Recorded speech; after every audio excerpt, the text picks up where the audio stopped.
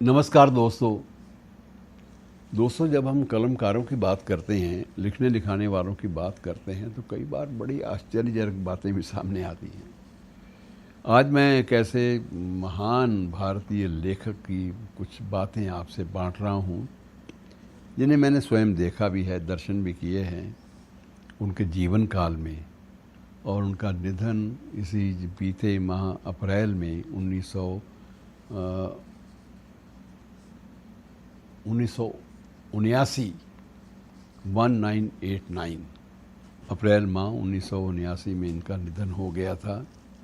और ये विचित्र उपन्यासकार, मित्रों, ये संभव नहीं है, दिखता नहीं है, इसको भी विश्वास नहीं होता कि इस महान साहित्यकार ने, जिसे स्वीकार किया गया, जिसके पाठकों की संख्या हज़ारों में थी और कुछ एक उपन्यासों की जो पाठक संख्या है वो लाखों तक चली गई, उस व्यक्ति ने अपने जीवन काल में 200 उपन्यास लिखे।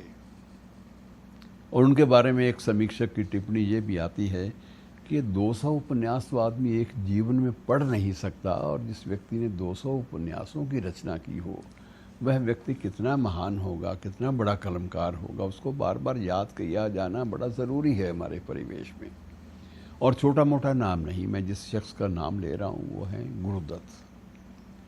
गुरुदत्त अपने समय में बहुत ही अजब किस्म की शख्सियत वाले साहित्यकार के रूप में माने जाते हैं। और उनके साथ एक विशेषता ये भी जुड़ी हुई है कि उन्हें क्रांतिकारियों का गुरु भी माना जाता है। उनके शिष्यों में कौन कौन शामिल थे, आप हैरान होंगे, परेशान भी शायद हो। उनके शिष्यों में, उनके पास पढ़ने वालों में शहीद आज़म भगत सिंह भी थे, सुखदेव भी थे, राजगुरु भी थे, और अन्य ऐसे अनेकों नाम थे उस काल खंड के, जिन्होंने फांसी का फंदा चूमा देश की स्वाधीनता की प्राप्ति के लिए। और उनकी प्रेरणा के स्रोत, उनमें ये देशभक्ति, राष्ट्रीयता और कुर्बानी का जज्बा भरने वाले व्यक्ति कौन थे? उनके शिक्षक। और शिक्षक थे गुरुदत्त, जो अपने समय में लाहौर में नेशनल कॉलेज, जिसकी स्थापना में लाला लाजपत राय जैसे शख्सियतों का भी योगदान माना जाता है, ये उस काल में उस नेशनल कॉलेज में हेडमास्टर, प्रिंसिपल की पोस्ट उन दिनों में नहीं होती थी, तो ये हेडमास्टर के रूप में कार्यरत थे। और अपने उपन्यासों के 200 उपन्यास, मित्रों, बहुत बड़ी संख्या है, बहुत बड़ी संख्या है। अपने उपन्यासों के माध्यम से इन्होंने भारतीय संस्कृति, सभ्यता और धर्म की जो धारणाएं हैं, उनको जिस परिष्कृत रूप में, जिस संशोधित रूप में, जिस नए ढंग से प्रस्तुत किया, उसकी चर्चा आज भी होती है। और अपने जीवन काल में निश्चित रूप से वो नेहरू और गांधी के तो प्रखर आलोचक थे ही, लेकिन साथ ही स्वामी दयानंद सरस्वती को भी वो अपना आराध्य मानते थे। यद्यपि खुद उनकी आस्थाएं सनातन धर्म की मान्यताओं से जुड़ी हुई थी, लेकिन जहाँ तक समाज सुधार या रूढ़ियों के खिलाफ कोई आंदोलन की बात थी, तो उसमें गुरुदत्त सबसे आगे रहते थे। बहुआयामी शख्सियत, उस काल के लेखकों की जो शख्सियत है, बड़ी बहुआयामी मानी जाती है। बहुआयामी से मेरा मतलब मल्टीफेरियस शख्सियत, अलग अलग गुणों की भरमार। इनकी अपनी शिक्षा एमएससी तक थी, विज्ञान के छात्र थे, विज्ञान की। और उसके बाद अध्ययन जो था ज़्यादा वो आयुर्वेद का था, और आयुर्वेद के अध्येता के नाते उन्होंने अपनी आयुर्वेद की जो प्रैक्टिस है, जो शिक्षा, जो चिकित्सा प्रणाली है, उसमें भी अपना नाम खूब उन्होंने स्थापित किया।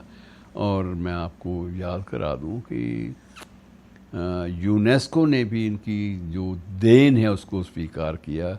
और ये माना जाया, यूनेस्को की एक प्रशस्ति में ये माना गया कि 1960 और 1970 के दशक में हिंदी साहित्य में सर्वाधिक पढ़े जाने वाले लेखक गुरुदत्त थे। अब इतना बड़ा उल्लेख, सब कुछ अंतर्राष्ट्रीय स्तर पर भी हो, लेकिन हम अक्सर उसको भूल जाएं, उस उल्लेख को भूल जाएं, उस देन को भूल जाएं, तो ये कई बार थोड़ा सा हज़म नहीं होता। थोड़ा सा मैं आपको और बता दूं, उनका जन्म जो है लाहौर में हुआ था, और 1924 में हुआ था। 1924 की बात मैं कर रहा हूँ। और उनके बारे में ये भी था कि पिता भी धर्मवीरू थे, ये धर्म भीरू नहीं थे, लेकिन धार्मिक आस्थाओं में इनकी गहरी, एक प्रकार से धार्मिक मान्यताओं में गहरी आस्था बची थी, और आस्था के पीछे एक ठोस तर्क भी होता था। इनकी मान्यता थी कि जब तक तर्क सामने ना आए, तर्क समझ में ना आए, तब तक आप उन मान्यताओं को न तो स्थापित कर सकते हैं, न उनकी चर्चा कर सकते हैं। और इन्होंने मित्रों बहुत अद्भुत काम किए हैं, जिनका उल्लेख जो है वो थोड़ा सा बांट लेना बहुत ज़रूरी है। लाहौर के गवर्नमेंट कॉलेज में इन्होंने 1920 में केमिस्ट्री के डेमोन्स्ट्रेटर के रूप में भी कार्य किया। अब कहाँ केमिस्ट्री का डेमोन्स्ट्रेशन, एमएससी की डिग्री, और कहाँ क्रांतिकारियों का मुख्य शिक्षक होना, मुख्य अध्यापक होना, उनको पढ़ाने वाला व्यक्ति, और कहाँ 200 से अधिक उपन्यासों की रचना। ये सारा का सारा जो वृतांत है, जीवन का जो व्रत है उनका, ये अविश्वसनीय भी लगता है कि विश्वास ही नहीं होता कि ऐसे शख्स हमारे परिवेश में, ऐसे कलमकार, महान कलाकार हमारे परिवेश का हिस्सा रहे हैं। और जब स्वाधीनता संग्राम में भाग लिया तो उस वक्त तत्कालीन ब्रिटिश सरकार ने, उनके अधिकारियों ने कंपेल कर दिया कि महाराज अगर इधर नारेबाजी करनी है तो आप सरकारी नौकरी छोड़ दीजिए। और इन्होंने कोई देर नहीं लगाई, सरकारी नौकरी छोड़ दी, और उसके बाद फिर वही जिंदाबाद मुर्दाबाद और साम्राज्यवादी सरकार के खिलाफ एक बगावत का तेवर आरंभ हो गया। लेकिन उनका ये ज़रूर था कि जब आप बगावती तेवर अपनाते हैं तो उसको सिर्फ नारेबाजी तक सीमित नहीं रख सकते। अपनी जो क्रिएटिविटी है, जो सृजनशीलता है, जो लेखन की शक्ति है, उसके माध्यम से आप अपने परिवेश को ज़्यादा प्रभावित कर सकते हैं। और ऐसे आदर्श शिक्षकों और ऐसे महान लेखकों की चर्चा वक्त वक्त पर की जानी चाहिए, क्योंकि हमें ऊर्जा देते हैं, हमें एक प्रकार से प्रेरणा देते हैं, जीने का एक सलीका सिखाते हैं। और इन बातों के साथ मैं आपसे विदा लेता हूँ कि इनके बारे में कोई भी चर्चा जो है बहुत पूरी नहीं हो सकती एक प्रकरण में।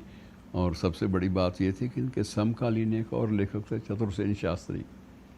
दोनों मित्र भी थे, लेकिन दोनों का जो विषय था लेखन का वो अलग अलग था। आचार्य चतुर्सेन शास्त्री के उपन्यासों की संख्या भी लगभग इतनी थी। वैशाली की नगरवधू जैसे चर्चित उपन्यास बड़े अद्भुत विलक्षण रूप में सामने आए और चर्चा का विषय बने पूरे देश में और विदेश में भी। तो मित्रों, ऐसे कलमकारों को याद समय समय पर किया जाना चाहिए, किया जाता रहना चाहिए। किया जाता रहे तो हम लोग ऊर्जावान रहेंगे और अपने कर्तव्य के प्रति जागरूक कहलाएंगे। शुक्रिया।